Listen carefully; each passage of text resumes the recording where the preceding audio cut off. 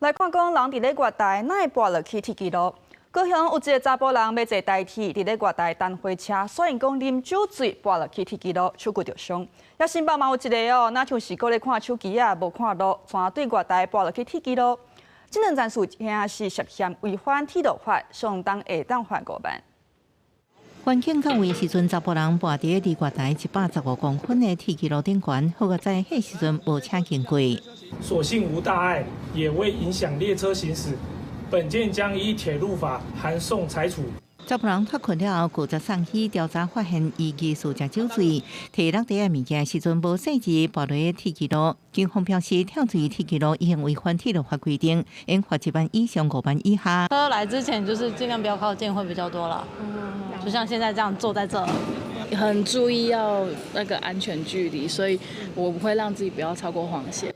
新北市也发生同款的意外，这穿白衫的查甫人行到邦桥火车头外台警戒线，还阁无发现，继续向前行，跋一米铁轨路。发生伫初六暗时6点外，都是下班接放时间。警方表示，排除挂的解集，也代表这查甫人是擅入铁轨路。